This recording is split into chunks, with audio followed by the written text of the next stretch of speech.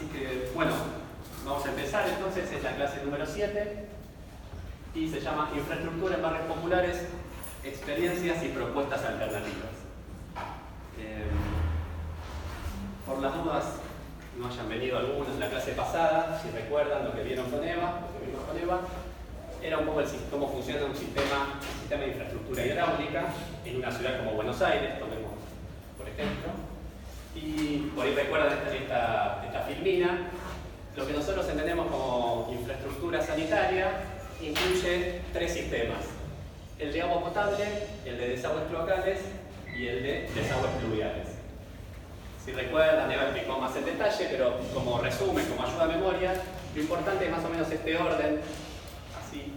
Primero, las redes de agua potable son las más chiquititas en general, ¿no? Y lo importante es que funcionan a presión. La idea es que están a presión por un tema de conducción, para que el agua llegue a los domicilios de alguna manera es más eficiente que esté a presión esa tubería. Y por otro lado también es por un tema de seguridad, ¿no? Ante posibles contaminaciones. Si el caño se rompiera, si hubiera una pinchadura, una fisura en ese caño, al estar a presión, lo que tratamos de evitar es que ingrese material ajeno o extraño al caño, ¿no? Lo que pasa es que sale agua. Esta presión además debe garantizar que el agua llegue a los tanques de almacenamiento, que tenga una presión suficiente para que suba a una determinada altura, que depende del marco regulatorio de la ciudad en la que estemos. Pero supónganse acá en Buenos Aires es alrededor de 10 metros de columna de agua. Es decir, la presión interior de los caños debería ser, como mínimo, 10 metros de columna de agua, quiere decir que el agua debería subir hasta 10 metros si uno se conectara a ese caño. Como dije, tienen un diámetro promedio, supongamos, de entre 75 y 90 milímetros, 100 milímetros, 10 centímetros, son caños más bien chiquititos. Estamos hablando de las redes que se conectan a las casas, ¿no? La red de agua potable. Después, obviamente, ahora vamos a ver un poquito más, hay tramos de la red de agua que son mucho más grandes, tienen diámetros más grandes, pero ahora vamos a explicar cuál. Después, siguiendo en el orden, las redes de desagües locales tienen diámetros un poco más grandes que los de agua. Podríamos decir que son del doble. Si esto era 100 milímetros, 10 centímetros, las de desagües locales tienen alrededor de 20 centímetros de diámetro como mínimo. Y la característica es que funcionan a superficie libre. ¿Qué quiere decir esto? Que el caño no está lleno de líquido, sino que deja una parte del caño llena de aire, básicamente, ¿sí? El fluido uno tiene que diseñarlas de manera que el fluido nunca llene la sección completa del caño, ¿sí? Eso es digamos, a la inversa que en agua. La idea es que si esto se llegara a pinchar, el agua, básicamente si se pincha por abajo, el agua podría salir por abajo del caño, pero el agua no se expanda más allá de un cierto nivel, no contamine ni el terreno en el que está enterrada, ni tal vez pueda afectar a las redes de agua potable que van por arriba, ¿sí? Y en un tercer orden, y también un tercer orden de magnitud, están los desagües pluviales, que tienen un diámetro aún mayor que la de los desagües cloacales. Supónganse un diámetro mínimo, andaría alrededor de los 300 o 400 milímetros. Como regla, digamos que cada uno tiene, a medida que avanzamos hacia abajo, cada uno tiene el doble de diámetro que la red anterior. Y no tenemos que olvidarnos que en realidad la red de desagües pluviales puede tener una parte que no es solo conducto, sino que tiene una parte que es un escurrimiento a superficie. En la calle, las cunetas de las calles y las veredas también están diseñadas, están pensadas para conducir agua, ¿sí? Hasta la boca de tormenta, que es donde entra al sistema pluvial enterrado. Entonces también, esto lo comentamos en la clase pasada, en la ciudad de Buenos Aires y en el conurbano, la empresa AISA es la que se encarga de la operación, de la construcción, la operación y el mantenimiento de las redes de agua potable y cloacales, ¿sí? Recuerdan la cantidad de municipios que abarca AISA, incluyendo Capital Federal también. Y las redes de desagües pluviales en general están administradas, están gerenciadas por el gobierno de la Ciudad de Buenos Aires, en la Ciudad de Buenos Aires, y los municipios, los respectivos municipios en el conurbano. Entonces, unas aclaraciones, unas definiciones que no vimos en la clase pasada. Si estamos hablando de agua potable, es una red, un sistema que se compone de muchos tramos de caños entre los cuales los primeros son las cañerías maestras, que son las de mayor diámetro, que son las que vinculan la fuente de agua con las zonas en las cuales vamos a distribuir esa agua a los domicilios. Entonces son tuberías de gran diámetro en general, se van achicando a medida que nos metemos dentro de la zona a servir, pero una característica que tienen es que no tienen conexiones domiciliarias, ¿sí? Son tubos de transporte nada más, de alguna manera. Y en un segundo plano están las cañerías que se llaman secundarias, que son de menor diámetro y son las que sí tienen las conexiones domiciliarias, que son las que expliqué en la filmina anterior, digamos, ese diámetro entre alrededor de 100 milímetros corresponde a una cañería secundaria, ¿sí? Después hay una serie de elementos que están ahí para que los miren cuando centremos el material, pero no son tan importantes. Tal vez sí lo importante es pensar que las redes de agua potable funcionan como una malla. Todos los caños están interconectados entre sí de alguna manera, entonces el agua puede circular por diferentes caminos, ¿sí? Si se rompe o yo corto alguna parte de la red, el agua encuentra un camino alternativo para llegar a los domicilios. Tienen que estar diseñadas pensando en eso. Si se rompe o se corta una parte de la red, se afecta localmente ese tramito, esos domicilios, pero el resto tal vez no deberían verse afectados. Eso se logra conectando todas las tuberías. Malla o loop. Loop en inglés, digamos, de bucle o vuelta. O que ese es el esquema de diseño. Se diseñan en malla estas redes. Y tienen unos accesorios que son los que permiten cortar el paso de agua para hacer mantenimiento, que serían válvulas, como una canilla, ¿no?, que cierra y abre. Normalmente estarán abiertas, pero si necesitamos cortar el suministro por algún motivo, lo cerramos y aislamos un sector. Entonces, acá está. Nosotros estamos viendo cañería secundaria. Lo que nos importa a nosotros en esta clase, o lo que vamos a hablar, es sobre la red secundaria de agua, ¿sí? Las conexiones que tiene la conexión domiciliaria. Tenemos algunos ejemplos de obras de agua potable, llamémoslas convencionales, ¿sí? Típicas. Se hacen zanja, fíjense que esto parece una manguera, no sé si se llega a ver que está medio, no es muy recta, es bastante flexible ese caño, fíjense en la zanja, esta persona está enterrada hasta la mitad de su altura, supongo.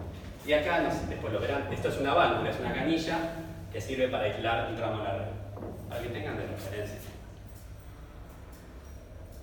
Bien, si nos vamos a desagües locales, una primera diferencia es que las redes de desagües locales, no sé si se llega a ver, pero podrían parecer una malla, pero no lo son. El agua tiene un solo camino. Cada gota de agua que entra a esa red sigue un solo camino hasta su desembocadura. No se puede, no tiene alternativas. Están diseñadas a gravedad, o sea, van siguiendo la pendiente del terreno.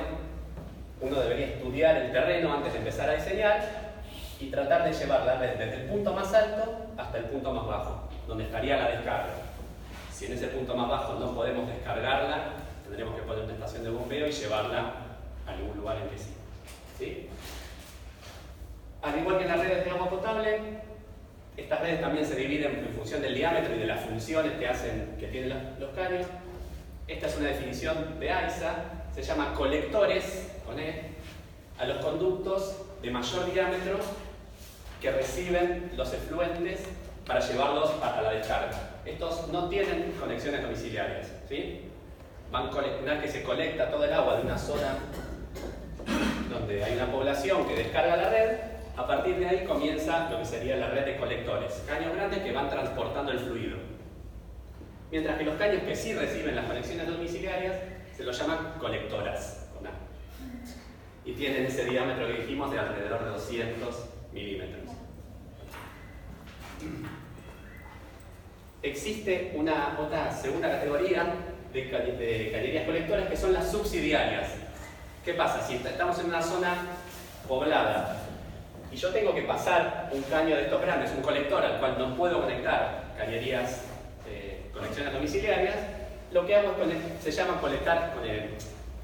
instalar una subsidiaria, que es una colectora que va paralela a un colector. Y ahí conectamos las conexiones domiciliarias y de ahí van a la red de colectores. Otro elemento importante de la red. Entonces, nosotros estamos pensando, como siempre, en conexiones domiciliarias, los elementos de la red que reciben conexiones domiciliarias. Entonces vamos a pensar en colectoras. Otro elemento en el cual vamos a pensar es en lo que se llama boca de registro o cámaras, que son básicamente unas cámaras, ¿no?, que van enterradas y son las que permiten el acceso a las cañerías para su desobstrucción o mantenimiento.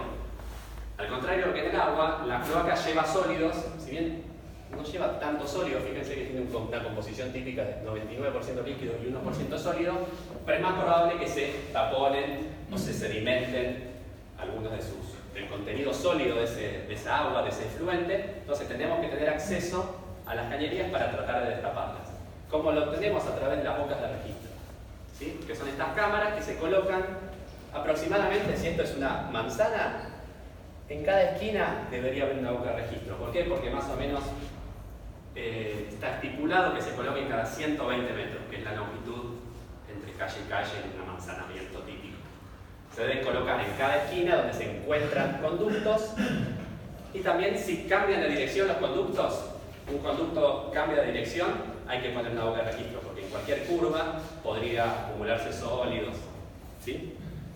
Entonces estos dos elementos, recuérdenlo, los vamos a ver un poquito más adelante. Las colectoras y los bocas de registro. Y acá nuevamente vemos obras típicas de desagües cloacales convencionales, ¿sí? Una zanja, no sé si notan que ya las personas están como mínimo en toda su altura dentro de la zanja. Esto puede pasar en una red de agua que haya una zanja así de profunda, pero justo estas fotos sirven como para recordar que la red de agua maneja tapadas o está más superficial y la red de cloaca siempre va a ir un poquito más abajo. Y además, como dijo alguien la vez pasada, como la red cloacal trabaja con pendiente, si el terreno va bajando, pero tal vez la red puede enterrarse más que el terreno, entonces en general se van enterrando un poquito las redes de cloaca. Fíjense, aquí tenemos, están montando una boca de registro que es circular y es prefabricada de hormigón. Eso se hace normalmente, tienen un diámetro de 80 centímetros. Piensen que acá van a poner otro anillo hasta llegar a la superficie, y ahí pondrán una tapa de estas que se ven, esta dice AISA. Dentro de la tapa, de la boca de registro, lo que se suele hacer es el cojinete, que es como una conducción para que el agua, fíjense, está por ejemplo esta boca de registro que es cuadrada, a esta le estarían entrando 3 conductos, 1, 2 y 3, y saldría uno solo. Siempre, en general, el que sale es uno solo, porque el agua va confluyendo y se va por un solo camino. Y lo que se hace es tratar de guiarla para que no haya zonas de líquido muertas, zonas muertas de líquido donde se van a generar sedimentación. Y lo importante, como dijimos, las colectoras reciben conexiones domiciliarias, y este es un ejemplo típico de cómo se conecta un domicilio a una obra de cloaca convencional. Tenemos que montar como una especie de Y en el caño, al cual le vamos a insertar la conexión domiciliaria, que será de un diámetro un poquito más chico que la colectora, ¿sí? Ahí sí son de diámetro 110, 75. Esto es llamémoslo convencional, lo estándar en una obra de ingeniería, en un barrio formalizado, en vía pública, etc. ¿Sí? No sé si me olvido de algo. Entonces, esto es un pantallazo, un repaso y un poco de ampliación de la clase pasada. ¿Y qué es lo que vamos a ver? Bueno, la situación de los barrios populares, en los barrios construidos por sus propios habitantes, en barrios no formales, dista bastante de lo que vimos en estas fotos y en estas explicaciones. Ya lo dijimos varias veces, la población de las villas no cuenta con prestación de servicios públicos sanitarios en igualdad de condiciones que el resto de la ciudad. Esto quiere decir, las obras no se garantizan, las redes de agua potable y cloaca no las construye ni las administra ningún ente oficial, en términos generales obviamente, y a pesar de que se encuentran dentro del área de concesión de la empresa AISA, las villas únicamente reciben el servicio público de agua y de cloaca en su periferia. Asumamos que tienen toda la periferia con caños de mayor o menor diámetro que solo llegan hasta la periferia, hasta alrededor de los barrios, y en general no se meten por ahí. Entonces, ¿cuál es la situación típica? Bueno, los vecinos, en algunos casos cooperativas de trabajo, en algún caso algún ente, algún organismo de emergencia del gobierno. Lo que suelen hacer es conectar supongamos lo hacen los vecinos o algunas cooperativas, se conectan para el agua potable con unas mangueras que todos habremos visto en los barrios, mangueras de muy poco diámetro, mucho más chicas que los 10 centímetros de diámetro que estábamos hablando. Se conectan en los puntos de conexión que la empresa deje en la periferia, en el borde de los barrios, y haciendo las redes internas de manera objetiva, digamos, ellos mismos las construyen. El desagüe cloacal es lo mismo, pero al revés. Si es que hay alguna red de desagüe cloacal alrededor del barrio, bueno, los vecinos construirán una red interna y la llevarán hasta esos puntos. También hemos detectado muchas veces, en realidad solo hay pozos ciegos, básicamente cada domicilio se encarga de su propio efluente cloacal, lo resuelve bajo su propia casa o en la vereda. O muchas veces también hemos visto, digamos, colectoras cloacales que van a parar a caños fluviales o desaguan en zanjas, etc. Una consulta. Sí. Los caños que ponen en las bocas que serían en las periferias a los frentistas, después los vecinos lo llevan para adentro de los pasillos. ¿Eso tiene que tener la misma presión que lo que tienen los frentistas? Idealmente sí. Lo que sucede es que primero hay que ver si está garantizada la presión esa de 10 metros en la periferia de los barrios. Si la periferia tiene los 10 metros, los de adentro también debería de tener. No necesariamente. Con el agua quieta digamos que sí, pero cuando empieza el consumo, cuando la gente empieza a consumir esa agua, lo que se da es que ese aumento de los caudales que uno extrae de la red genera una baja de la presión también hacia adentro del barrio. En ningún lugar del barrio adentro vas a encontrar 10 metros de presión de agua, ni de madrugada en invierno. No, pero también puede tener pérdida la cañería que hicieron dentro del barrio y por más que haga compresión, Sí, se empieza a digamos, perder. entendido Si no solamente precario, el consumo, no solamente el objetivo. consumo, sino que por ahí esa cañería está mal realizada, con toda la buena onda, digamos, ¿no? Después empieza a tener pérdidas. Imagínate que vos tenés una manguera que tenés una salida. Cuando está sana la manguera, sale perfecto, la empezás a pinchar y empieza a salir agua y entonces no tenés la misma fuerza. El hecho de que no estén construidas oficialmente genera situaciones en las cuales la construcción autogestiva por parte de los vecinos, sí, no vas a disponer nunca de una presión garantizada de ninguna manera y mucho menos tampoco de la calidad necesaria. O sea, al no haber presión, por eso es importante garantizar la presión también en las redes, es eso. Al no haber presión pueden ingresar contaminantes, además de complicar el abastecimiento en sí, también complica la calidad del servicio. Y la sección me incluye también. ¿Perdón? La sección de la manguera. Y sí, cuanto más pequeño sea el caño, más pérdida de energía, más pérdida de presión vas a tener a lo largo de su recorrido. Lo mismo pasa en una casa, se empiezan todos a abrir la canilla, vos tenés un tanque de 500 litros. Pero una canilla se con una presión, dos canillas, misma presión. Tenés la canilla, la mañana corté el agua, corté la mañana, le bajó la presión, digamos. Es un problema muy equitativo, Sí. a todo el mundo le pasa, digamos. Digamos, uno al diseñar una red de agua o de cloaca uno tiene que tener en cuenta cierta simultaneidad de consumo, etcétera, unas cuestiones que deberían atender a eso. Obviamente no podemos abrir todas las canillas al mismo tiempo de una casa, pero sí una cierta cantidad en paralelo o en simultáneo. Entonces, bueno, eso es un pantallazo más o menos. Y organicé la clase de alguna manera para ir haciendo un recorrido. Lo que queríamos contar con un poco más de detalle es las experiencias e intervenciones que hicimos como CLIC en diferentes barrios de la Ciudad de Buenos Aires en los últimos años. Y hice una cronología muy resumida sobre nuestras intervenciones en términos sanitarios.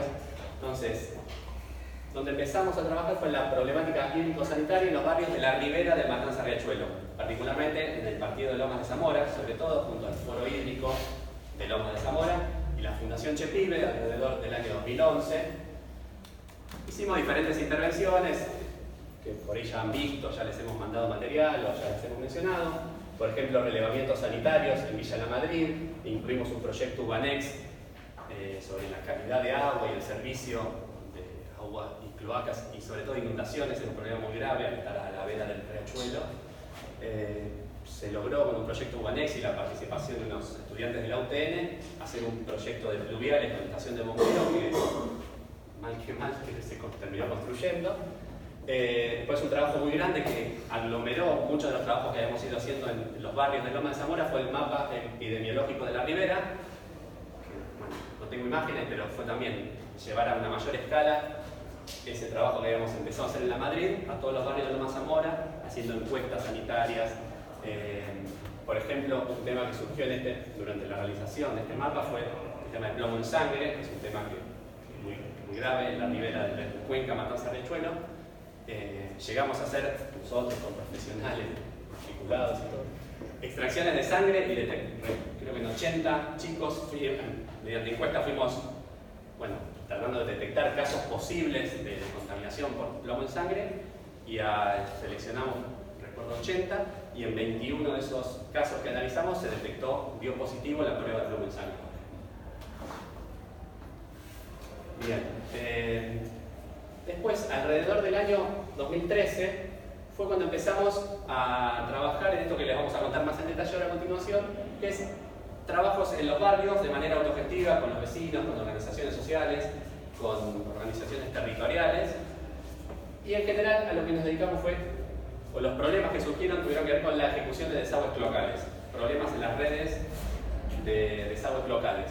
Entonces empezamos en el playón de Chacarita, que está ahí en el barrio de Chacarita, al lado de la estación La Croce, y fue un trabajo que duró aproximadamente 2 años, entre el 2013 y el 2015. Después trabajamos en Ciudad Oculta entre el 2015 y el 2017, también hicimos ejecución y mejoramiento de redes cloacales del barrio, de una parte del barrio. También intervinimos en el tendido de agua potable. Y finalmente en Villa 15, Ciudad Oculta, pero en otra manzana del barrio, también hicimos un trabajo más corto, más acotado, entre 2017 y 2018, también de tendido de redes, de ejecución de redes locales. Como contó Eva en la clase pasada, alrededor de esta fecha, 2017, se vio un cambio en el eje, digamos, o apareció la infraestructura en los barrios populares como eje de gobierno de la Ciudad de Buenos Aires. Entonces, ahí fue cuando hicimos un cambio, un giro de nuestro enfoque, de alguna manera, y pasamos a la etapa más de relevamiento, diagnóstico, propuestas a mayor escala, porque dado que el gobierno estaba demostrando de alguna manera interés o decía que quería avanzar en la solución de los problemas de infraestructura sanitaria, cambiamos un poco nuestro eje, dejamos de intervenir en barrios puntualmente, en obras, construcciones, y pasamos a esta etapa actual, que es más del diagnóstico, mapeos, y que contaremos en la clase que viene. ¿Sí?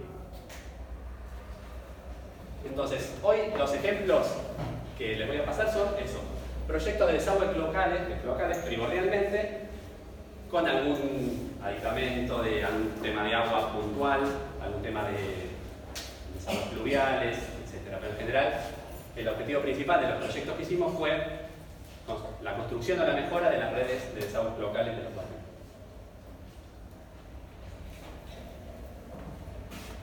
Básicamente eso nos llevó a generar diseños, como un punteo de lo que vamos a ver, diseños alternativos específicos. Dijimos. Tratamos de aplicar lo que habíamos aprendido en la facultad, lo que conocíamos, lo que entendíamos, a los barrios en los cuales estábamos trabajando. Se dieron con distintas modalidades de gestión y trabajo. Esos 3 proyectos, cada uno tuvo sus características en ese aspecto, fueron autogestivas, en el sentido que participaron los vecinos siempre, pero en diferentes modalidades. Y nuestra idea fue llegar a resumir o a sistematizar todo ese trabajo, o cada uno de esos trabajos, en estándares o criterios de intervención y de diseño. Repartí antes, estaban acá disponibles, y todavía quedan algunos, unos dípticos que están en el material online que estamos distribuyendo. Eso resume un poco lo que vamos a ir viendo ahora en las siguientes filminas. ¿Sí?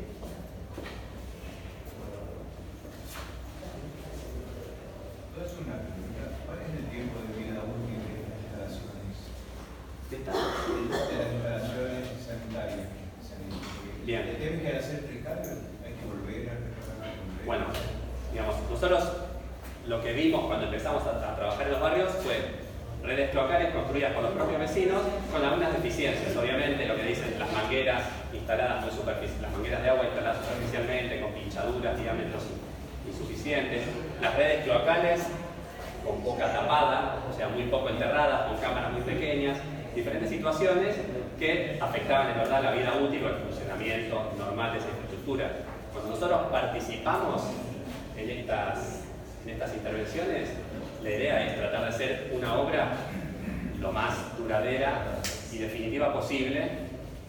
Lo que contó Eva la vez pasada, estamos esperando que muchos de los barrios se urbanicen, que se construyan las infraestructuras y las viviendas de manera formal y convencional, por así decirlo. Pero mientras tanto, para atender a los problemas que se dan hoy, mientras esperamos esas urbanizaciones que no suceden en todos los barrios, nuestra idea es tratar de hacer una red autogestiva de la mejor calidad posible. Y en eso basamos nuestros diseños o lo que fuimos pensando junto con los vecinos y organizaciones, tratar de optimizar un poco lo que ya se hacía, básicamente, en los barrios, darle alguna vuelta de tuerca para mejorar el funcionamiento y la vida útil. Sí, no te puedo decir si van a durar 20 o 100 años o 5, pero el primer ejemplo que les voy a contar ahora ya tiene prácticamente 5 años en funcionamiento. Nunca nos llamaron para quejarse. De hecho, cada vez que interactuábamos con los vecinos, o algunos no se acuerdan, sigue funcionando eso. Bastante bien. Porque es eso, una vuelta a tuerca a los diseños ya existentes, ya emplazados en los barrios, que creemos que pudieron mejorar un poco la situación. Entonces, volvemos a lo convencional. Los criterios de diseño de las obras de desagües locales, ¿con qué nos encontramos? ¿Qué sabíamos nosotros antes de entrar a un barrio? Bueno, ya lo vimos la clase pasada, tenemos un organismo que se llama ENOSA, que es el Ente Nacional de Obras Hídricas y Saneamiento, que tiene injerencia a nivel nacional, que tiene algunos criterios de diseño para desagües locales. Y por otro lado, en la Ciudad de Buenos Aires y el conurbano, donde opera AISA, AISA también tiene sus propios criterios de diseño y construcción y operación de las redes de agua y de desagües locales. Entonces, en esta tabla hacemos una comparación entre ambas normativas, o entre ambos criterios de diseño. Fíjense, ENOSA, a nivel nacional si quieren, diámetro mínimo 160 milímetros. AISA, en general, dice recomienda, pero no hace redes secundarias, que son las que abastecen a los municipios, menores a 200 milímetros. ¿Sí? O sea, hay una diferencia. AISA es un rango de diámetro más grande que lo que establece el ENOSA. Después, pendientes mínimas. ¿Sí? Perdón, ¿por qué es así? La diferencia entre ambas. Y entiendo que, dado que AISA se encarga de operar el sistema, prefiere de alguna manera unos caños que tengan menor probabilidad de obstrucción. Sí, hay otra causa también. Bueno. La proyección de la densidad que va a tener la red. Si vos tenés Claro, una red bueno.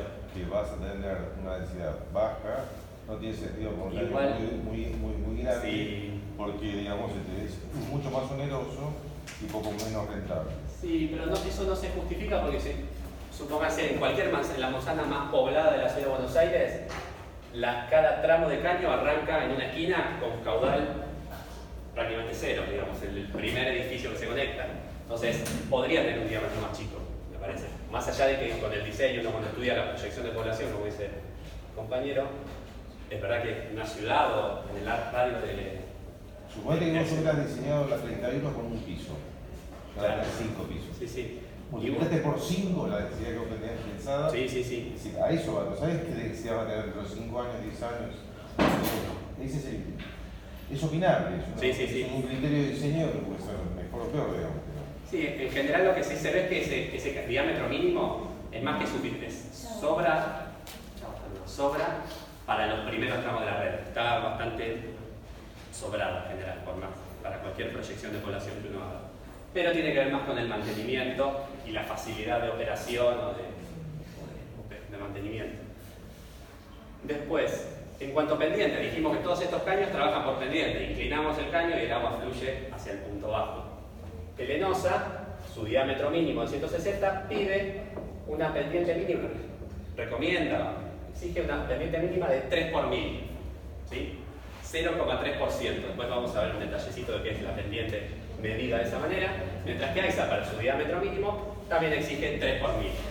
Y después, a medida que van aumentando los diámetros, a medida que la red va colectando más caudal, va necesitando caudales diámetros más grandes, y la pendiente se va disminuyendo, ¿sí? La pendiente mínima que uno debe garantizar va disminuyendo. Otra cosa es la tapada. Tapada se llama a cuán enterrado está el caño, ¿sí? Es la altura del suelo, del paquete de suelo que hay entre la superficie, la calzada, la vereda, la calle y el lomo del caño, ¿sí? Fíjense, el ENOSA prescribe algo así como 90 centímetros bajo calzada, bajo calle, y bajo vereda 80 centímetros, e incluso en calle hay que profundizarse un poco, 90, mientras que AISA es más exigente, bajo calle o vereda 1,20 m, para colectora simple, ahora explico un poquito. Si es una calle de tierra pide 1,40 m porque estaría un poco más expuesta, digamos, o menos protegida la tubería. Y en el caso de que sea doble colectora, ahí sí, en vereda, ahí sí permite una tapada de 80 centímetros. ¿Qué sería doble colectora? Bueno, supónganse que tenemos las casas, la calle,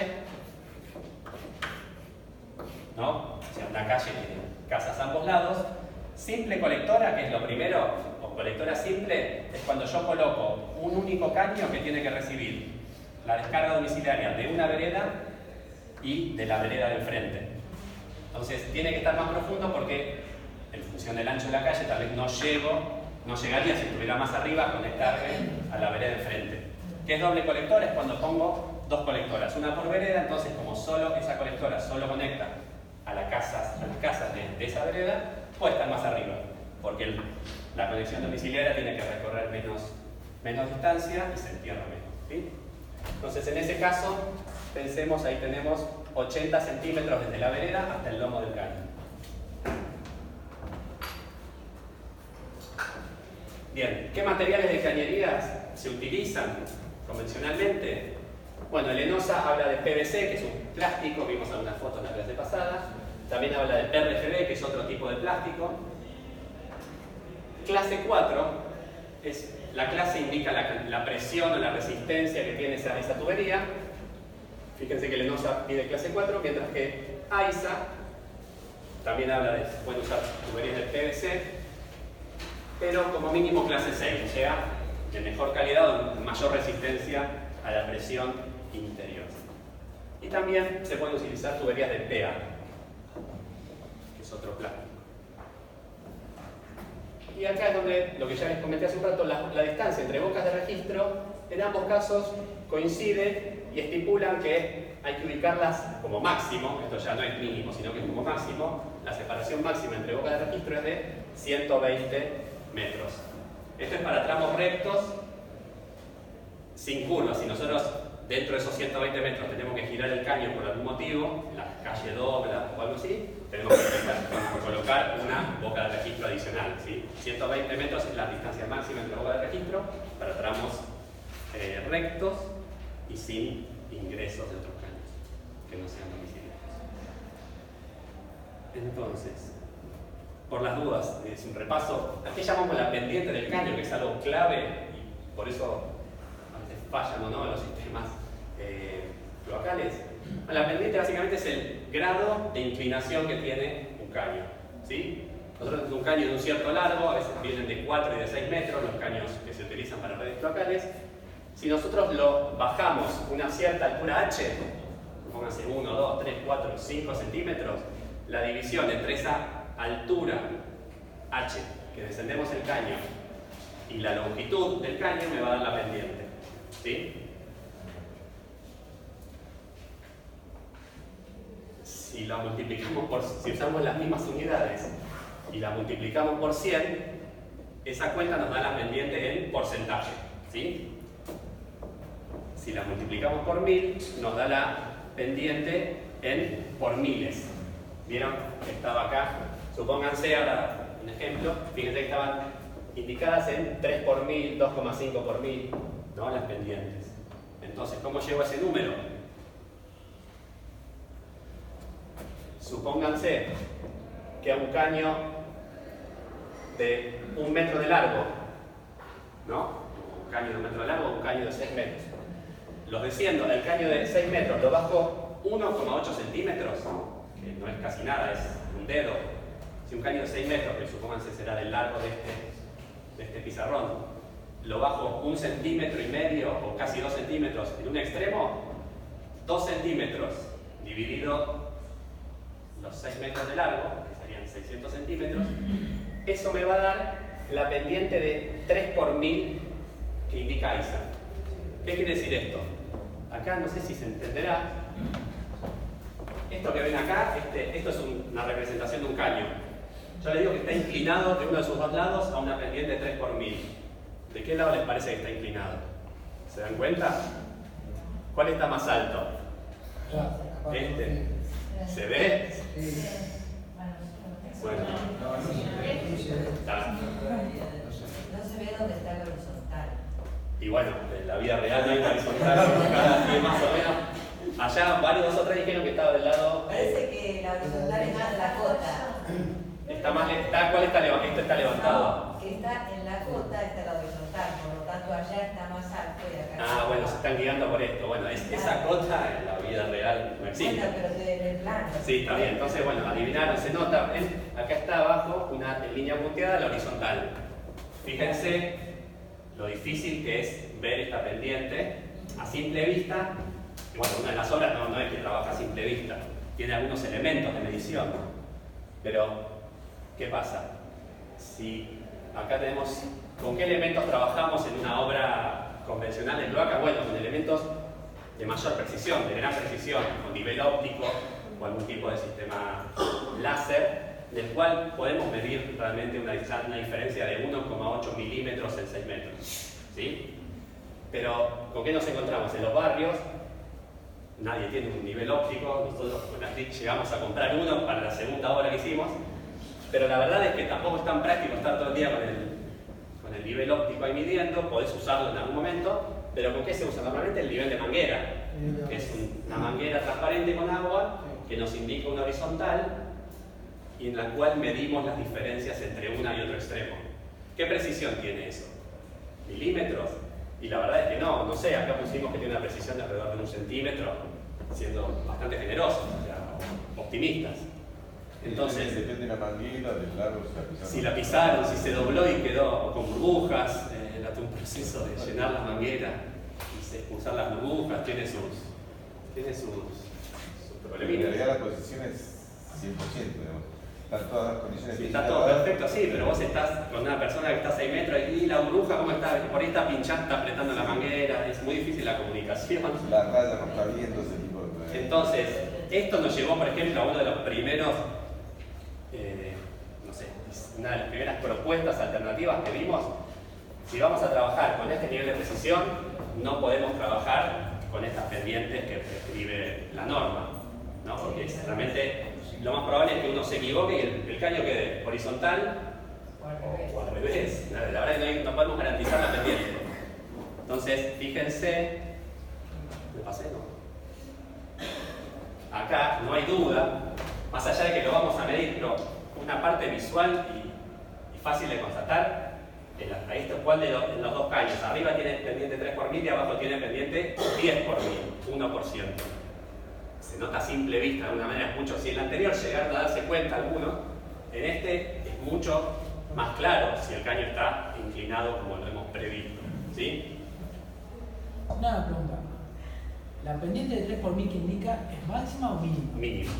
Ah, O sea, mínima. Para salir del horizontal como mínimo tenés que salir al 3 por 1000. Si le podés dar más, mejor. Eso depende más que nada de la topografía, de cómo va cayendo el terreno.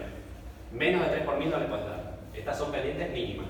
Entonces, una primera modificación a los diseños convencionales cuando empezamos a trabajar en los barrios es decir, bueno, pensemos en, y además no vamos a pensar en una pendiente de 9 por 1000 o 10 por 1000.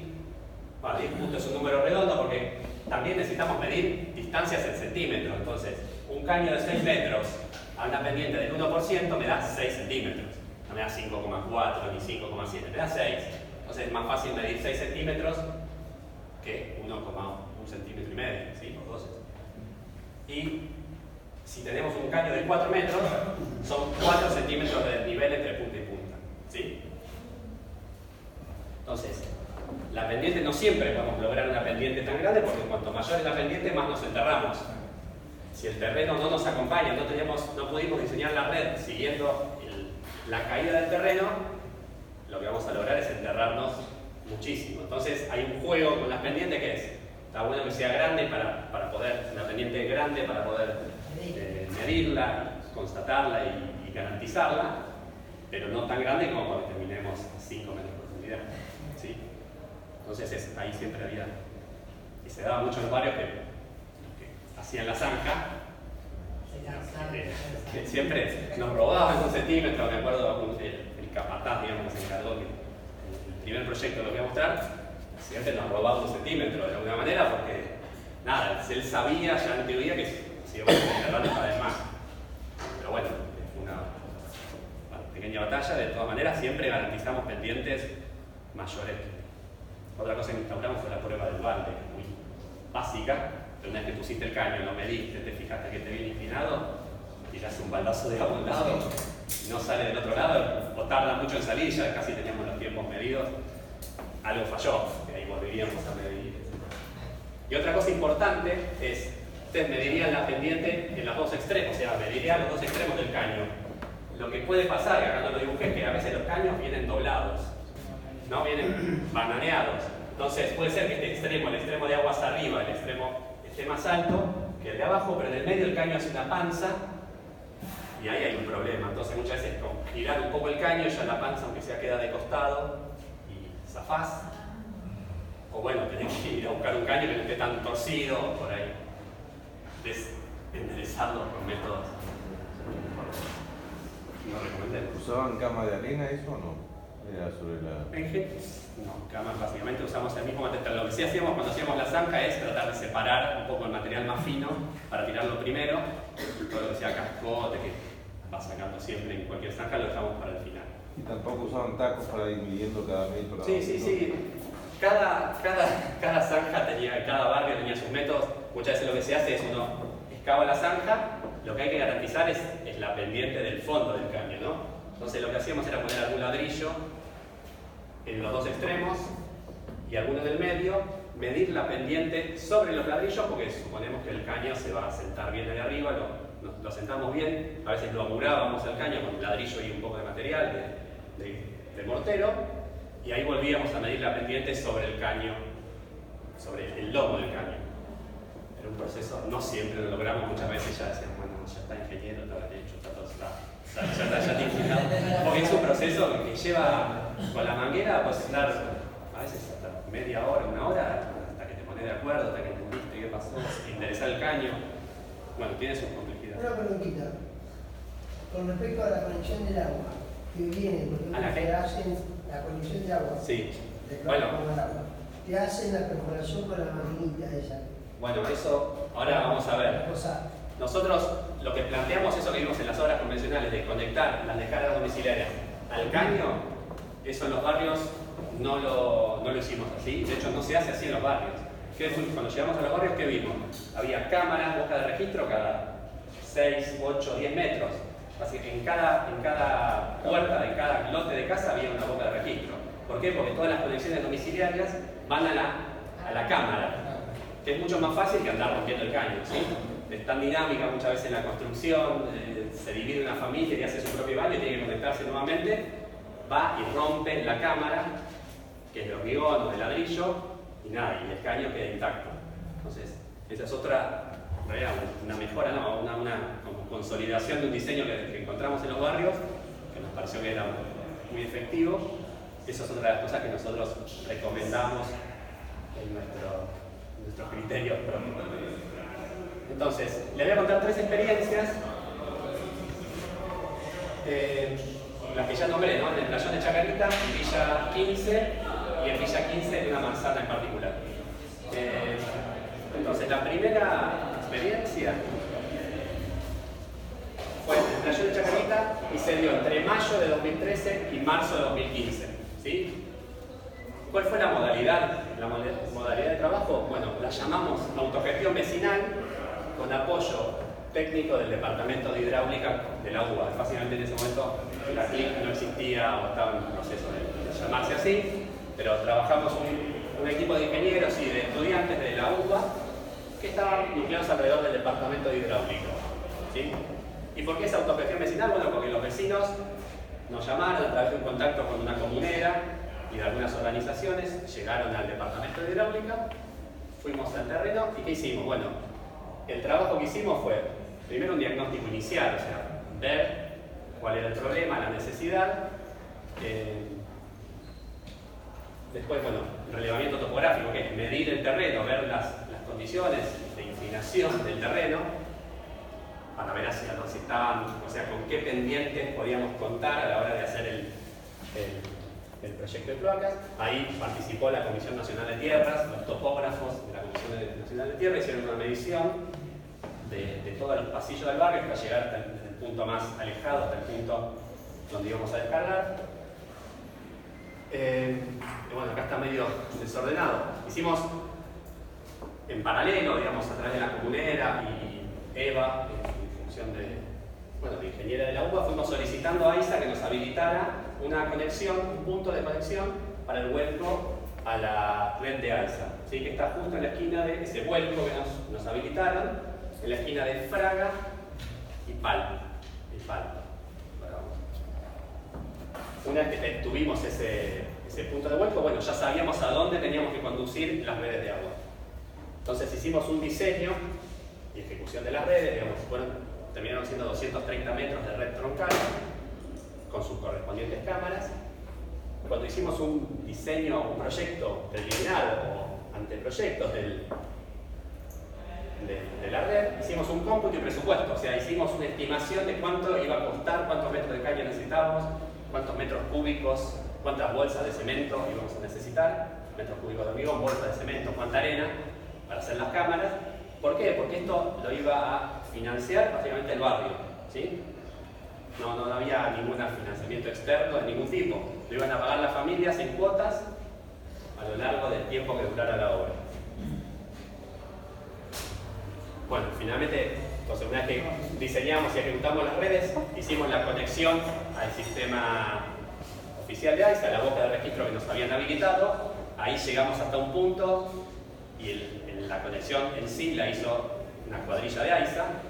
Nosotros no tocamos la red de AISA, dejamos nuestro caño a una distancia que no recuerdo, tal vez 2 o 3 metros, y ahí vino una cuadrilla de AISA e hizo la conexión a su caño, y ahí honestamente tampoco recuerdo si había una boca de registro o se conectó directo a un caño. Debe haber hecho una boca, sí.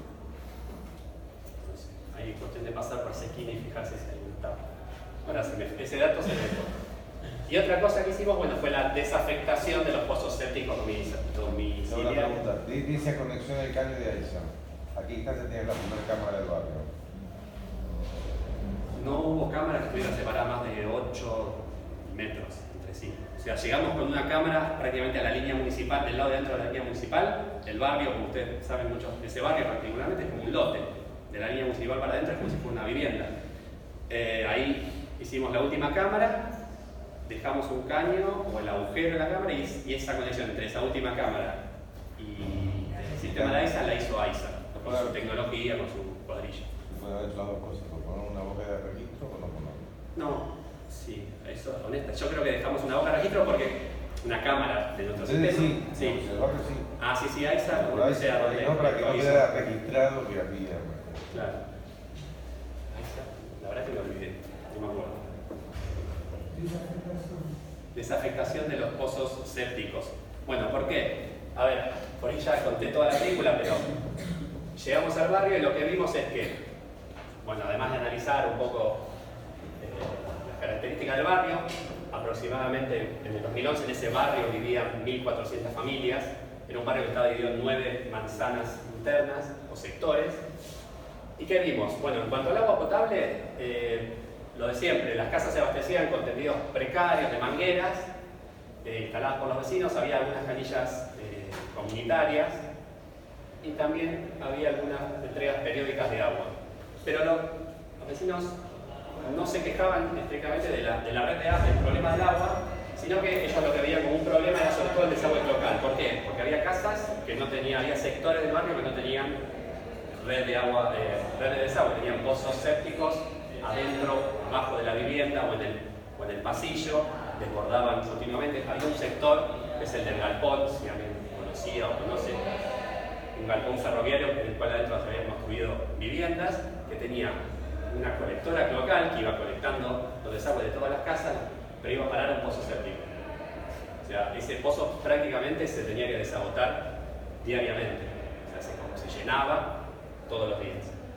Y si había sectores que tenían alguna red local que descargaba a alguna otra red, creo que había una que descargaba en un pluvial y otras que descargaban no sé, más informalmente o clandestinamente. ¿Y eso lo sabían cuando hicieron el proyecto ese que vos hablaste? Esto fue cuando llegamos en 2013. ¿Correcto? La situación. ¿Y eso lo consideraron en el proyecto que hicieron? Sí. Digamos, sobre eso trabajamos. Fuimos llamados por los vecinos y el proyecto fue totalmente comunitario y autogestivo. Se hacían asambleas, había organizaciones políticas y sociales, pero en general, no sé si se llega a ver, se armaban muchas asambleas así para ir debatiendo, analizando los pasos del proyecto. Entonces, bueno, esto repite, digamos, de mayo de 2015 a marzo de 2013. Perdón, Sí. ¿Los vecinos cómo participaban? ¿En las asambleas o también? En la construcción, en todo. Claro. Sí. Esas asambleas eran de decidir, bueno, quién salía a trabajar al día siguiente, quiénes salían, quiénes hacían la comida, quiénes se encargaban de recaudar, de cobrar las cuotas. No se formó cooperativa, nada. No se formalizó. En cada sector, de alguna manera, se armó como unos delegados y delegadas que llevaban adelante, digamos, cierta coordinación. Se armaron comisiones, realmente había una comisión de presupuesto, por así llamarla, que era la que iba anotando en un cuaderno cada cuota que pagaba cada familia, estimando los costos previstos, iban juntando más plata o menos. ¿Y la red empezó de la parte más alta hacia el lugar de conexión o fue No, eso sí. Bueno, eso ahora creo que lo voy a contar más adelante. Acá hay un detalle de qué encontramos. Por ejemplo, en los sectores 5 y 6 había un colector cloacal, pero funcionaba defectuosamente y desbordaba. O sea, en los sectores 5 y 6 había que mejorar lo que había de alguna manera. En el sector 2, o sea, en la manzana 2, en el pasillo de la manzana 2, no había colector cloacal, sino que cada vivienda o un grupo de viviendas descargaban en un pozo séptico. Había una serie de pozos sépticos, pozos ciegos, a lo largo del pasillo. ¿Sí? O sea, había tapas de pozos ciegos en el medio del pasillo. Y el sector 9, ese que le dice el galpón, era un conducto cloacal que iba a parar a un pozo ciego, que además estaba realmente muy difícil de acceder, estaba muy lejos de la entrada del barrio, era un problema de cargar. Entonces, el proyecto preliminar que fue discutido y consensuado con el barrio en sucesivas asambleas fue hacer un colector principal, un colector nuevo para el sector 2 para desafectar los pozos ciegos, que fuera a descargar a la esquina de Fraga y Palpa, que es donde estaba la conexión de AISA. A este colector principal en un momento se le sumaba lo que venía del sector 6, que estaba construido, pero ahí hicimos una mejora, digamos, sacamos y volvimos básicamente creo que lo profundizamos sobre todo y mejoramos las cámaras que ya estaban construidas. Y al galpón, el sector 9, en un primer momento habíamos pensado en llevarlo a otra descarga de AISA, pero no, era muy difícil, había que pasar por un terreno privado que no era del barrio, y finalmente entendíamos que encontramos una manera de conectarlo al sector 2. ¿Sí? ¿Puedo hacer una pregunta? Sí. Es como que serían 3 sectores, ¿no? Más o menos. Sí, este es lo que está en azul es el sector 2, que en realidad son 2 manzanas, y está el pasillo que no tenía más que pozos ciegos, acá había una serie de pozos ciegos. Este es el sector 5, este rojo, o sea, hay dos sectores que vuelcan a un pasillo central. Este sector iba para allá y descargaba en Teodoro García, pero ese sistema no funcionaba. Entonces nosotros lo que pensamos fue cortar en algún punto y ir hacia el otro, invertir el sentido, para lo cual hubo que construir una nueva red y conectarla acá en este patio central a lo que estábamos construyendo en el sector 2. La manzana 9, este es el galpón, esto estaba techado, mi casa es bajo un techo de un galpón ferroviario. Esto estaba construido, siempre lo mejoramos y encontramos un vecino, una vecina que iba a permitir que atravesáramos esta faja de su casa con la zanja y el caño para conectarnos otra vez al patio central. Este es el sector 6 que iba a parar acá al patio central. No sé si se llega a ver, acá hay como unas pocas cámaras, pero en realidad había cámaras cada 6 metros prácticamente. Y todo eso seguía por acá y iba a parar en la calle Fraga y Palma. ¿Sí? Pues cuando hacían el presupuesto, ¿lo hacían por sector?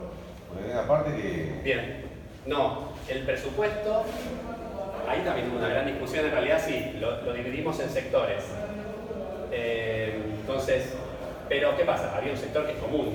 Todo este sector de acá era común a todos. Si no construíamos esto, el sector 6 no tenía dónde descargar, el 9 tampoco. Ahí hubo algunas asambleas en las cuales alguien decía, pero si yo vivo a 20 metros de la descarga, ¿por qué tengo que pagar por 200 metros de cloaca? No sé, por 100 metros de cloaca.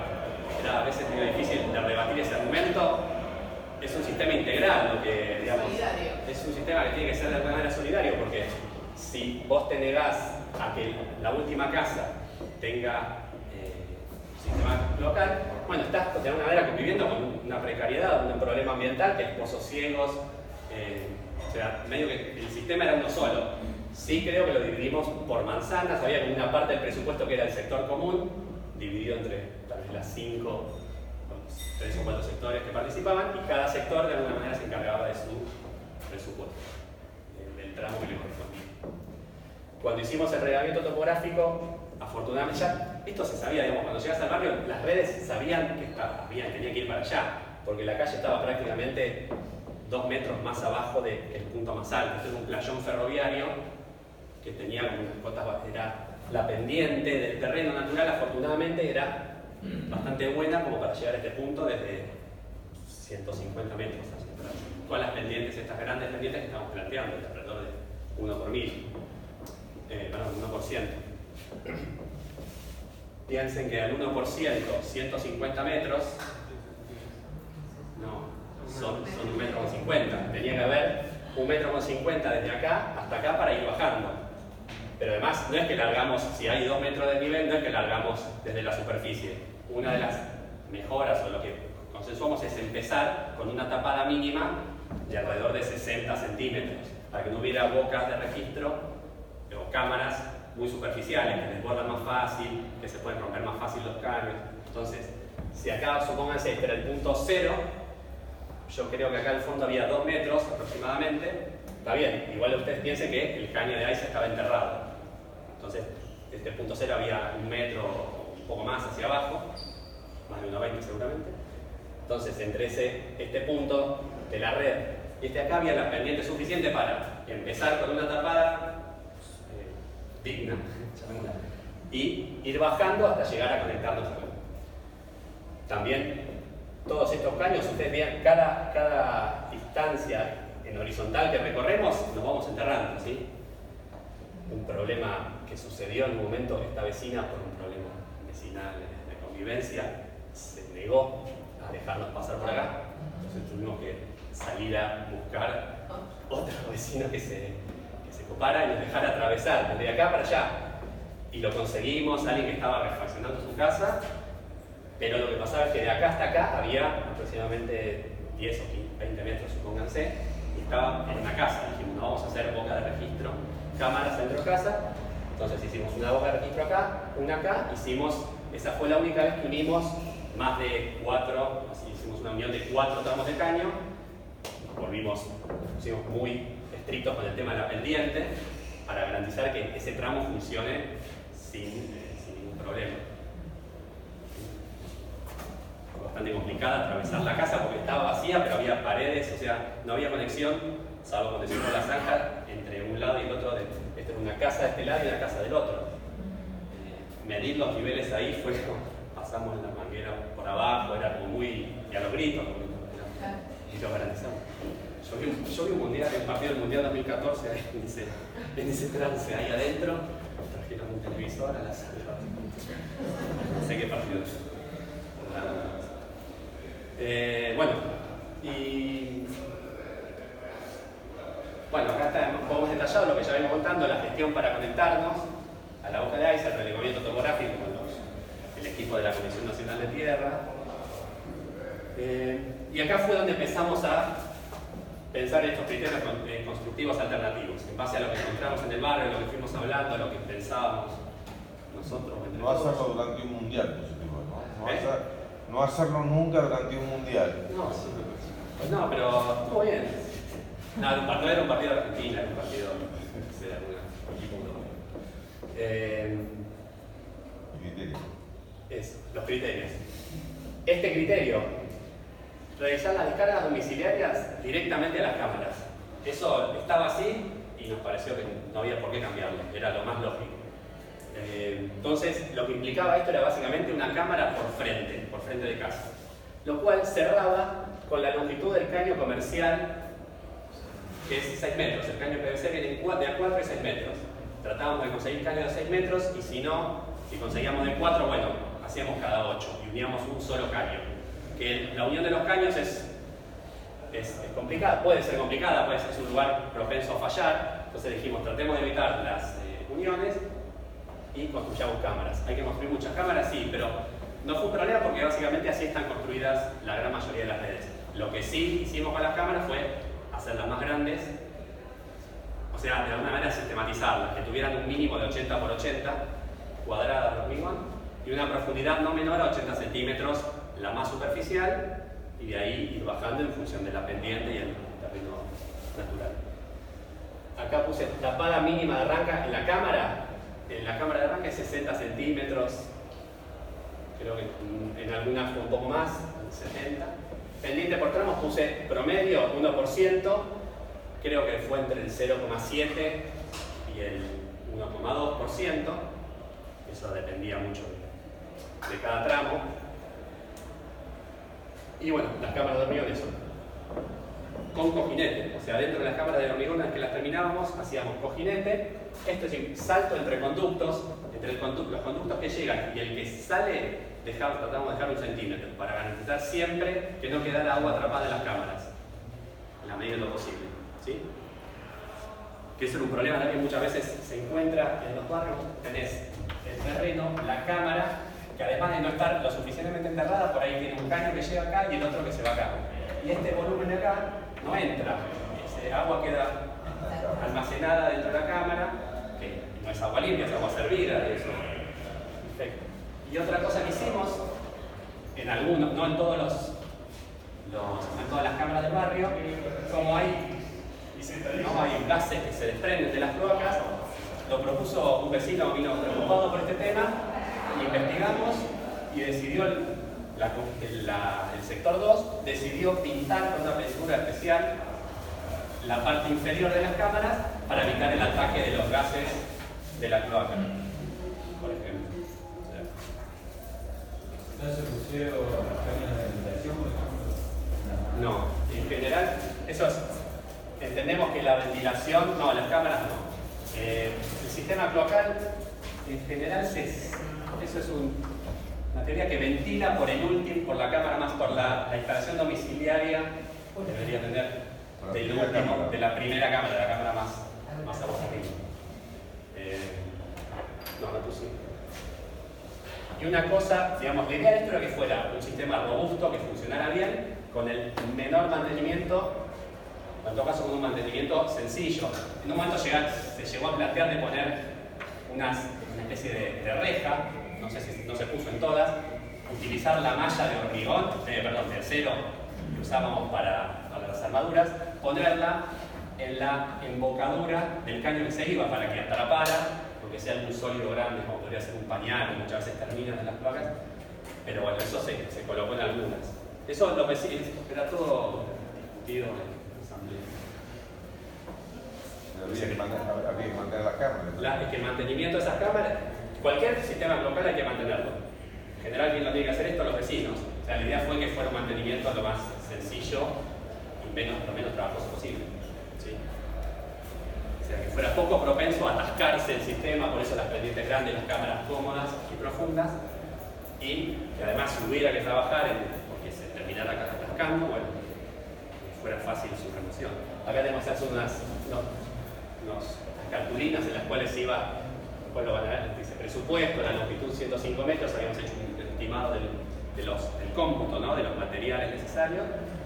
La recaudación de fondos era un cuaderno en el que cada familia tenía que pagar una cierta cantidad de cuotas, iban colectándolas. Y acá unas fotos de la obra. Esta es la primera cámara, además del sector 2, fíjense las dimensiones, entrábamos parados, esta tenía 70 centímetros de profundidad. Esta es una jaula, ¿no? Con una malla de acero de 6 milímetros. Acá después hormigonábamos, alquilábamos un martillo neumático para romper. Este era un playón ferroviario, estaba todo en una losa de hormigón de unos 50 centímetros de espesor en general, que para romperla pico y pala era bastante trabajoso, entonces donde no podíamos alquilar un martillo neumático. Nos hemos encontrado con rieles, había muchos rieles enterrados que atravesaban, hubo que pasar por abajo de una cosa, la topografía era generosa, pero lo que podía pasar es que vos venías en el caño y te encontrás con un riel. Nos pasó en un momento y alguien fue y trajo una máquina para cortar un riel de ferrocarril ahí en el momento, porque si no, nos chocábamos con un riel con el caño, había que profundizarlo. Un autógrafo cortado con una moladora. Una pregunta, ¿cómo es sostener el sistema cloacal recientemente? ¿Cómo? ¿Cómo se sostiene el sistema cloacal? El mantenimiento. Sí. No, el mantenimiento, digamos, es... ¿Cómo se organiza? Y ahí lo que se espera es que, digamos, se organicen en comisiones o tal vez cuando hay un problema alguien da la voz de alarma y hay que ir, destapar, entrar, levantar las tapas de las cámaras y ver dónde se trabó, si empieza a desbordar. Básicamente el problema es la obstrucción. ¿Lo mantienen diariamente o...? Tanto como eso, no creo que requiera un mantenimiento diario seguro si está... Y no sé si han estipulado alguna guardia semanal. Y las lluvias, bueno, nuestra obra fue de desagües cloacales. Los pluviales, como dije, la topografía del barrio era bastante ideal para desaguar hacia la calle. Lo que hicimos, a la par, digamos, cerrando las zanjas, ¿no? Colocando el caño, se trató de hacer un perfilado del solado, digamos, de las veredas, de los pasillos, con una pendiente que permitiera el escurrimiento superficial de las aguas. No tenían problemas, salvo algún sector particular que había quedado hundido a la entrada de una casa, no había problemas de inundación. Había prácticamente 2 metros de diferencia entre el punto más alto y la calle, entonces el agua podía tardar en irse, pero se iba seguramente, no era un problema la inundación del barrio. Lo ideal sería no mezclar las aguas pluviales con las locales. En cualquier barrio que hay un problema de inundación, lo primero que se hace es tratar de levantar las tapas de las cámaras para que el agua se vaya por ahí, si es que el agua no escurrió sola. Entonces, bueno, no sé, acá se ve, era un riel que atraviesa una cámara.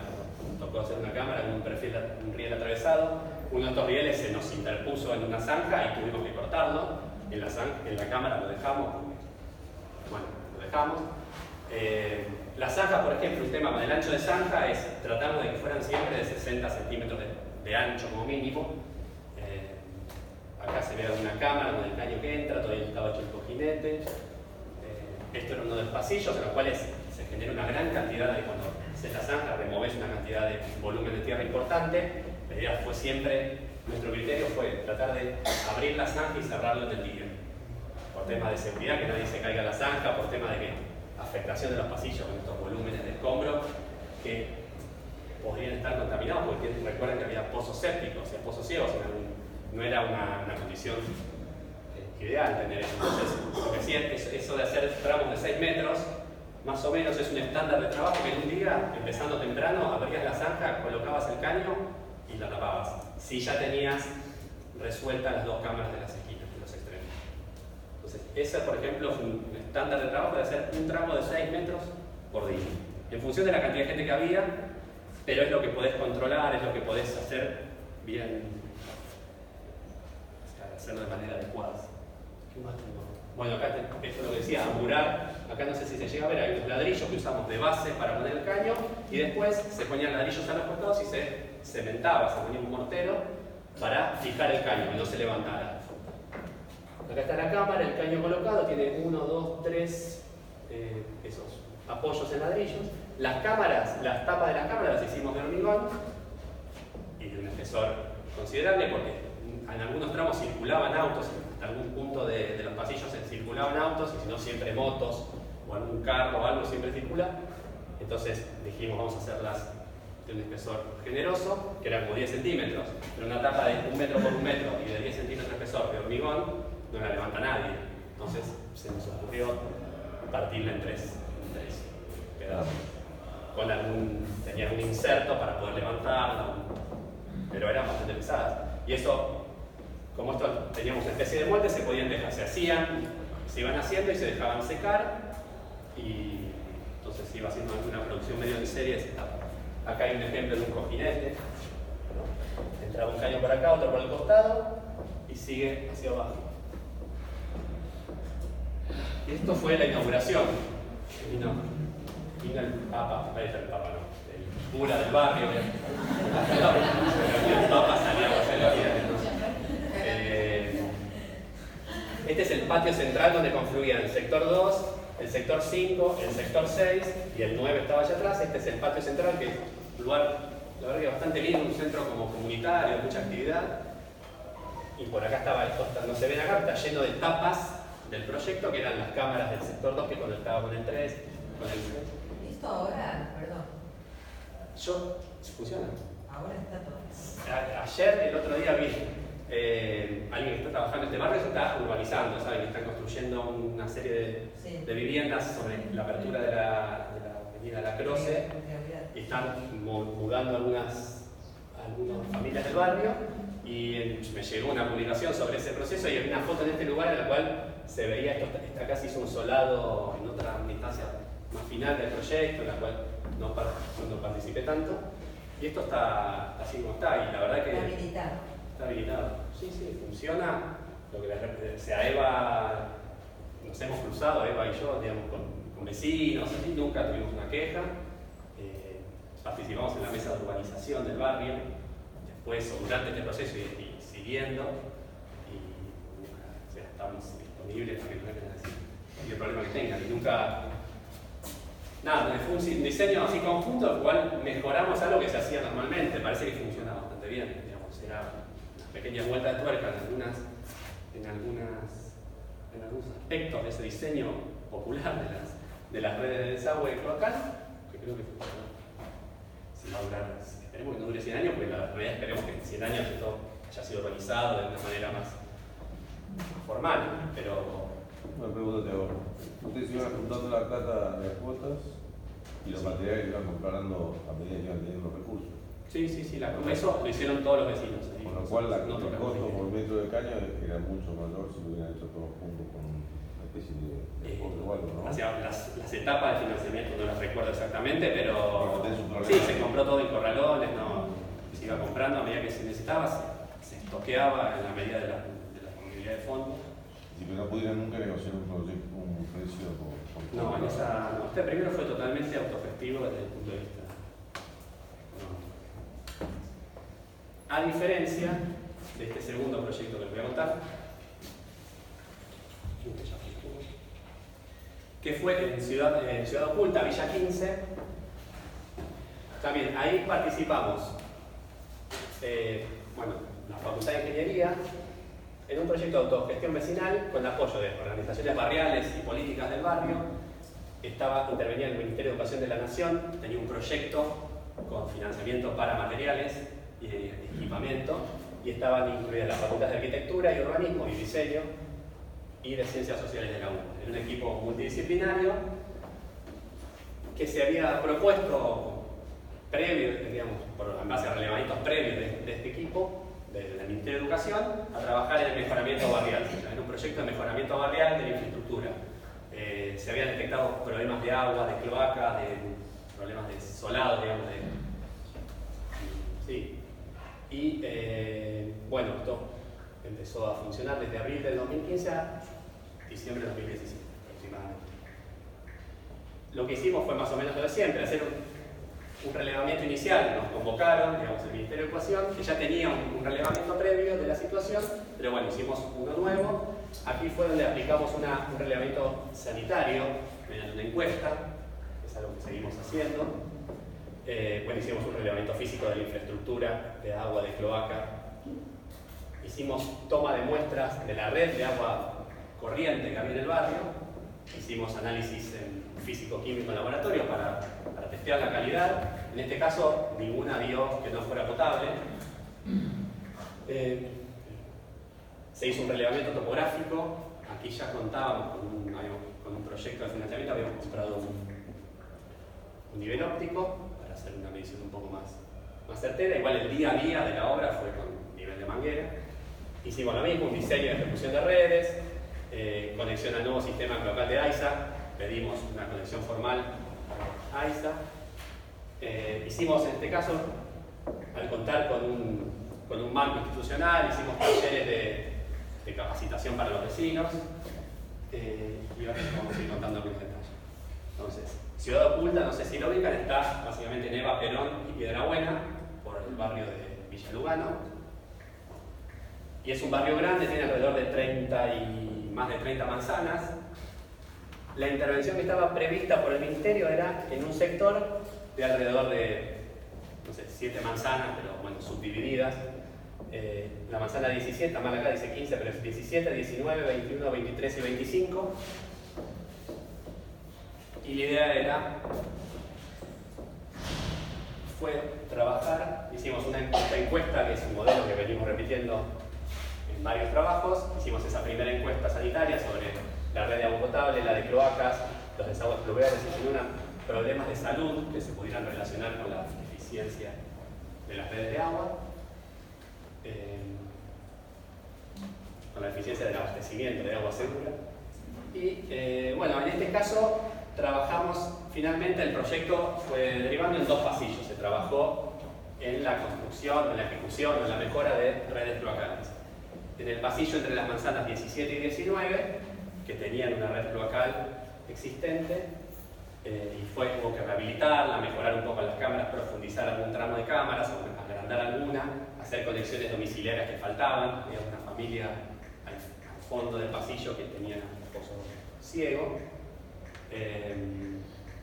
Y en la manzana 21 y 20, en los pasillos, en el pasillo entre las manzanas 21 y 23, se ejecutó un troncal cloacal en paralelo a un sistema existente que estaba funcionando bien. Tuvimos que hacerlo en paralelo, eso fue bastante complicado porque las casas estaban conectadas al sistema cloacal. Entonces la idea fue ir desde el punto de descarga hacia atrás, ir colocando en paralelo el sistema nuevo, ir desconectando las casas del sistema viejo y conectarlas al nuevo, e ir deshabilitando, desafectando el sistema existente, siempre desde la desembocadura hacia atrás, para no dejar a nadie sin conexión.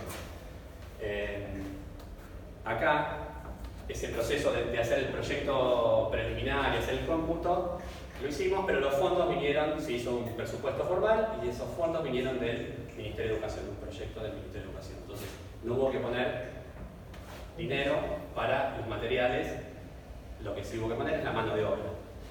Que ahí fue donde trabajaron los vecinos, se organizaron también en grupos por cada pasillo. Hicimos algunos talleres de capacitación o asambleas también para comentar del avance del proyecto y de discutir. Siempre también se hizo una gestión para conectar formalmente el desagüe local. Cada desagüe local que íbamos a construir eran 2 pasillos que estaban este pasillo y este de acá, entre la manzana 17 y 19, y entre la manzana 21 y 23, que descargaban en esta calle que se llama Juan Simes. Acá había una colectora de AISA que tenía algunas bocas de registro, entonces pedimos la habilitación formal para descargar en esta boca y en esta. ¿Sí? Además hicimos también un relevamiento de la red en el perímetro del barrio, la red cloacal, que tenía bastantes problemas de funcionamiento y de mantenimiento. O sea, hicimos gestiones ante AISA para que vinieran a mejorar el sistema, porque nosotros podemos construir una red hermosa en un pasillo, pero si está desbordado o está colapsado el sistema al cual descargas, no tiene sentido. Entonces eso también se hicieron gestiones. Y bueno, mantuvimos los mismos criterios de diseño. En este caso, lo más difícil de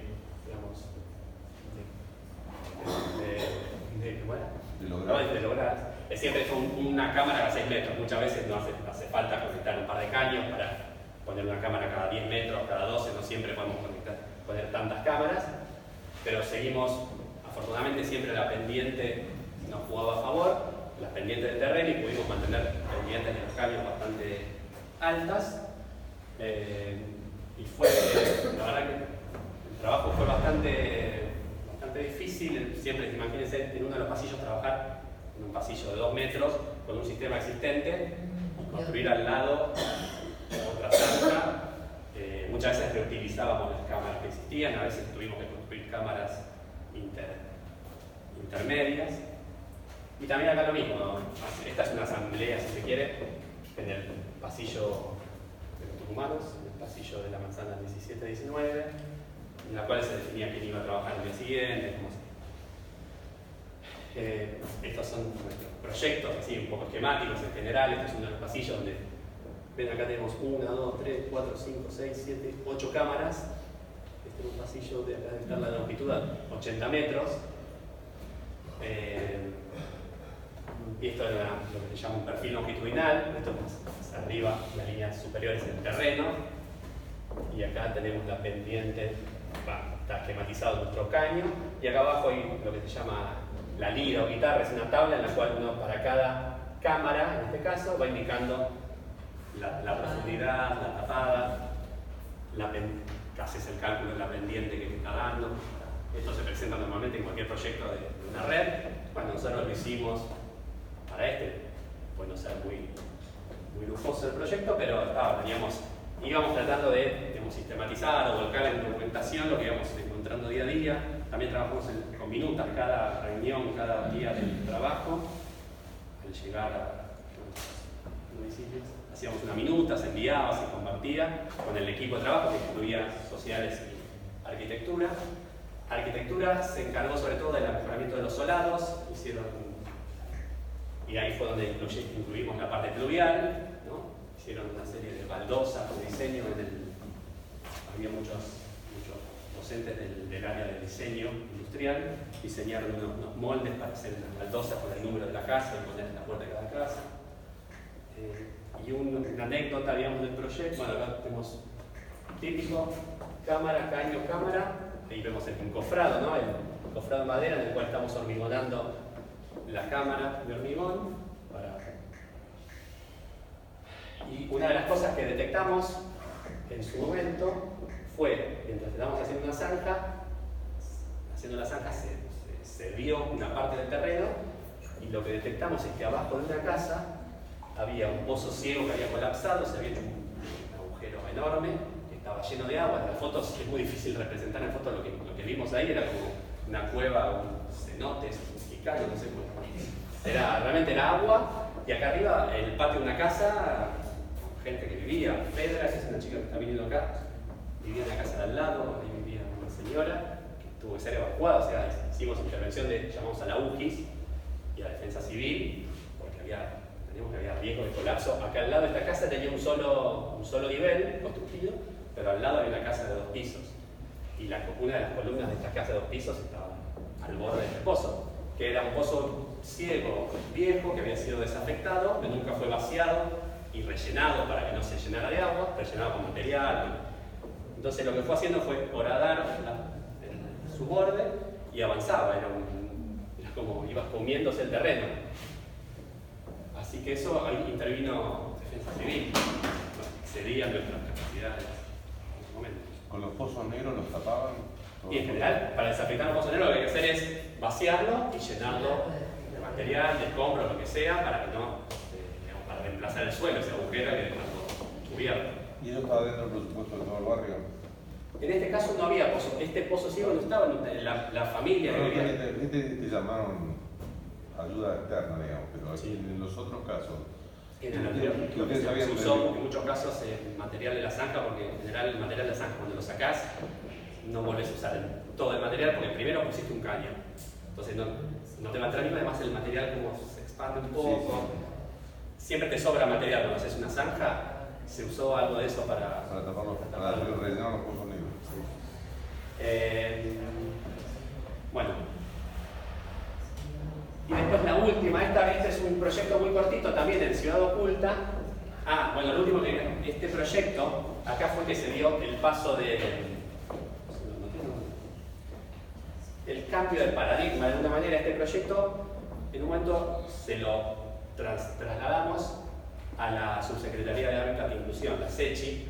En un momento tenía proyectos en el barrio de diferentes pasillos y manzanas, otros proyectos, y le cedimos, digamos, la terminación de este proyecto. Y fue terminado con cooperativas. O sea, la SECHI y cooperativas del barrio terminaron algunos tramos de cloaca que nos faltaban. Y el último proyecto que les queremos contar es en el mismo barrio, pero en otra manzana, un poco en la otra esquina, enfrente al ex Elefante Blanco, donde estaba el Elefante Blanco, que ahora se demolió y está el Ministerio.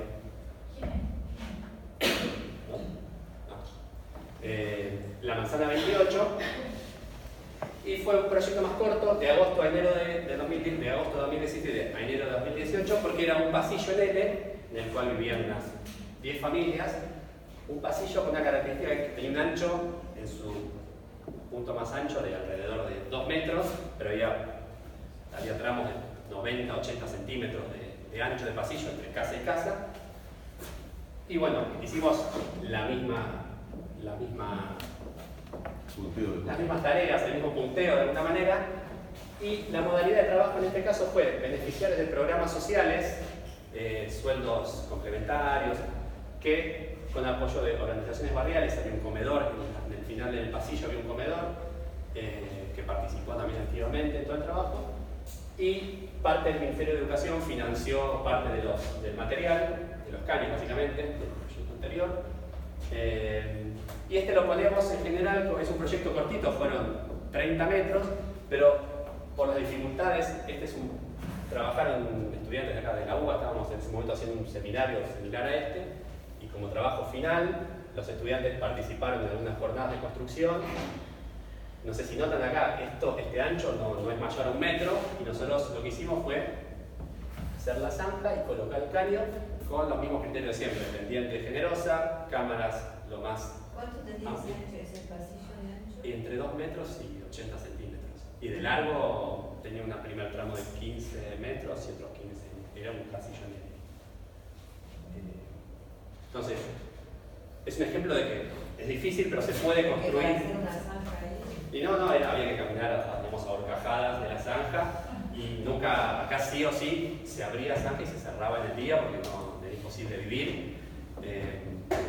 Cualquier problema, un enfermo tiene que entrar, bueno, ya es difícil que entre una camilla, supónganse una ambulancia ni hablar, pero no podíamos dejar una zanja abierta, había nenes en un comedor. Un día uno de los vecinos trajo un lavarropas en medio de la construcción de esto, y el lavarropas fue pasando por encima de la zanja. Pasalo. Un lavarropas, una cocina, era un elemento importante. Sí, iba, y llegaba alguien y salía a hacer las compras y volvía, y tenía que volver con la bolsa de compras, se hacía un pasamano, pero bueno, pues esto se resolvió. Dice 6 meses, digamos, entre el diagnóstico inicial y el anteproyecto, el relevamiento.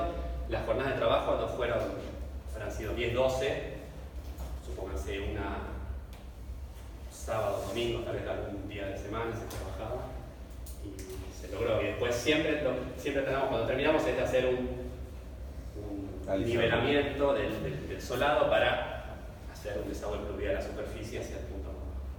Una pregunta. Sí. Aproximadamente, por habitante, beneficiado por todo esto, más o menos ¿qué costo tendrían estos proyectos? Buena pregunta. Esa la puedo, digamos, un tramo de caño de 6 metros, ¿alguien sabe cuánto sale ahora? Lo que pasa es que esto, imagínense, 2013 a hoy, inflación. En algún momento sé que un tramo de caño salía 1.000 pesos, pero no me pregunte si fue en el 2013 o en el 2015. ¿De cuánto era? ¿De qué diámetro? De 160.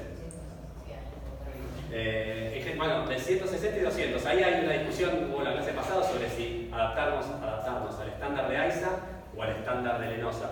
En general, en el caso del playón de Chacarita, sabiendo que estaba prevista una urbanización, que un caño 160 es más barato que uno de 200, que iba a ser una obra con criterio permanente, pero esperamos que no haga falta que dure 200 años ni que la tenga que operar AISA, o que se reformule esa obra, hicimos 160. En el caso de Ciudad Oculta, creo que hicimos 200, de diámetro 200, porque había disponible fondos, nos pareció era mejor la posibilidad, y en este caso, creo que utilizamos caños de 200. Y contaba ahí. Yo recuerdo en un momento haber cotizado alrededor de 1.000 pesos los 6 metros de caños. ¿Qué año? 2015. La verdad que no sé. Entonces, si hay que hacer 2 lucas a los 4 metros. 2.000 pesos, bueno, iba así, aumentó el doble, era de 4 metros. Bueno, piensen más o menos cada 6 metros una familia, o en realidad un par más de familias. Sí, habría que hacer un costo. Puedo tener algunas planillas, las tendría que por ahí actualizar o revisar y por ahí para la clase que viene te lo. Yo creo que en el playón de Chacarita, si mal no recuerdo, rondaba por los 2.000 o 3.000 pesos en 2013 el pago total por familia para la obra. ¿Cuántas familias habían? Es un buen tema, se hicieron 230, 250 metros de cloaca. En este caso, dividan eso por 6, me va a dar más o menos 240 dividido 6, 30, 40 cámaras más o menos. Bueno, el costo de mano de obra, nada, porque era el trabajo propio. Más o menos son $70 el metro lineal de cloaca por lote de vivienda. No, AISA es un presupuesto, PAPSA, está calculando $70 por metro. Así que salió mucho más barato que $70. Sí, obviamente no estamos pagando mano de obra, no tenemos maquinaria, hay muchos costos perdidos, digamos, que pone la gente. Digamos.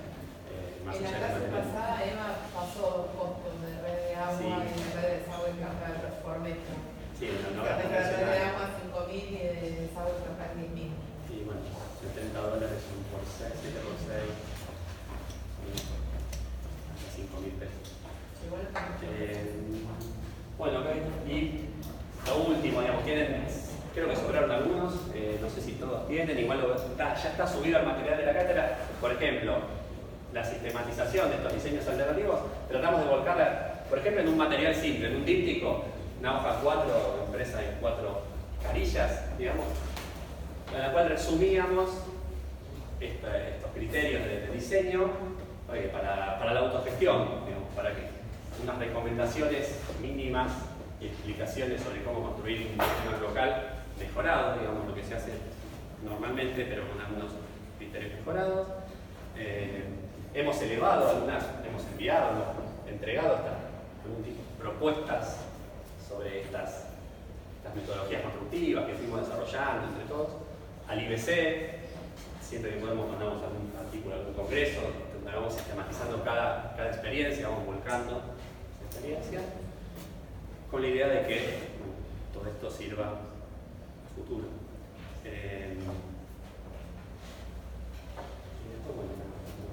Después les voy a mandar el material, lo tenemos acá. Cualquier duda, bueno, después les mandaremos el material de la clase y nos vemos la clase que viene, ya con la explicación de la etapa en la que estamos trabajando ahora, que serían mapeos, elevamientos globales a otra escala.